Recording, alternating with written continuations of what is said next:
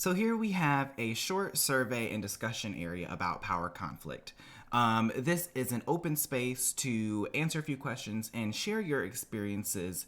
So hopefully everyone can learn from them and take some knowledge from everybody out there about how to solve conflict, power conflict. So, first question is, have you experienced conflict with a manager?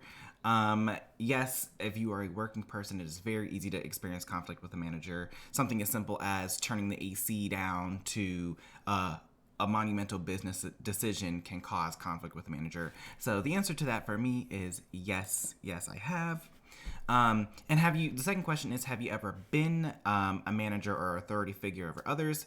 Yes, I have. In a few retail locations, I have been on the management team, a shift leader, and responsible for the store and the people that are in the store. So the answer to that is yes. Describe an experience where you resolved a power conflict having less power than another.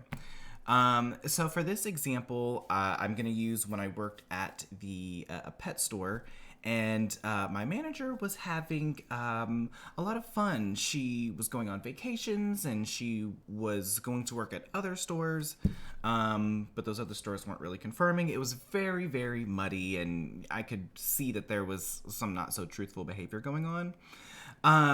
And as a result of that behavior, I was closing every night for 3 weeks in a row, which to me was totally unfair, and I was angry about it.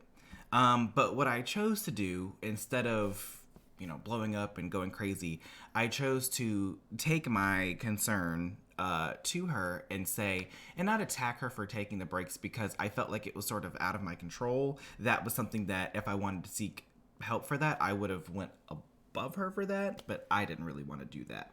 I was more concerned with just my schedule. And so I had mentioned to her that, hey, I have been closing every night for 3 weeks, and to be honest, I'm kind of upset about it. And I don't know, we have other managers here. I don't know why this has been happening. And, she had mentioned that it was just a miscommunication, or she copied the schedule and didn't realize she had been doing that over and over, and yes, it was totally unfair. And so she kind of caved in that engagement, I think, to avoid an issue, which I also wanted to avoid an issue as well. And I received what I wanted out of that situation, and she avoided a potential issue. So I think we skirted by on that one, and we non-verbally compromised on it. So that is my experience for having a power conflict from a lesser position. And it says, if you are or have been a manager, what are some strategies used to resolve conflict with an employee? So if you have been a manager, you know that it can be a difficult situation to approach people, and especially if you work closely with them and inform them about something that they're not doing well, or if there's conflict between employees, it becomes very difficult. So my example for this is I'll again use working at the pet store. There was an issue of the regular employees at the store, not the shift leaders. They were slacking on some of their duties when it came to the animal care, the cleaning, and just the quality of the tasks that need to be done within the store. And it had gotten to the point where I could no longer ignore it. And what we chose to do, with the permission of the manager above me, what we chose to do was do a group retraining. So instead of targeting specific people, because it was also hard to accuse someone if we didn't have direct proof, what we did was we did a group retraining where we collected everybody and we went through how to do everything in the store over again, so that from this point forward we had no issues. We had people sign off on training booklets that we had made, so that way going forward, we all know what we're doing. We all are working with the same standards, and we've all agreed to those standards. So that way, if there is an issue going forward, it's not uncomfortable or awkward to approach someone because we've set this standard from that date forward. And my next question is, who should take more responsibility when resolving a power conflict? Is it managers? Is it employees? Or is it both equally? For me, I'm going to say both equally.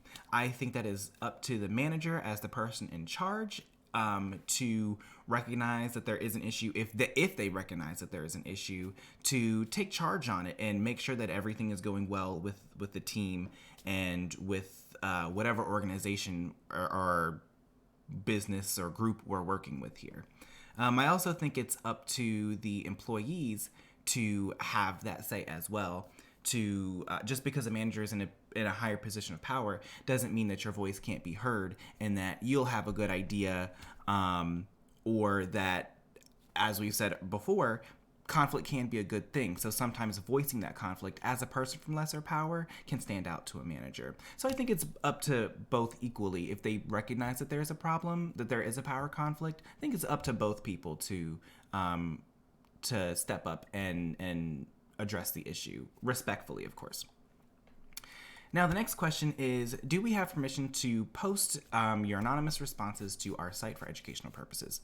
Well, yes, you have my permission as you are watching this video right now, and mine will not be anonymous, but I am one of the contributors to the site. So, but if you feel so inclined to leave your comments for others to learn from, we will leave it anonymous if you so choose. And it'd be very helpful in spreading the word about conflict management and power conflict, and teaching people how to just be better in the workplace and grow. All right, well, thank you so much, and happy learning.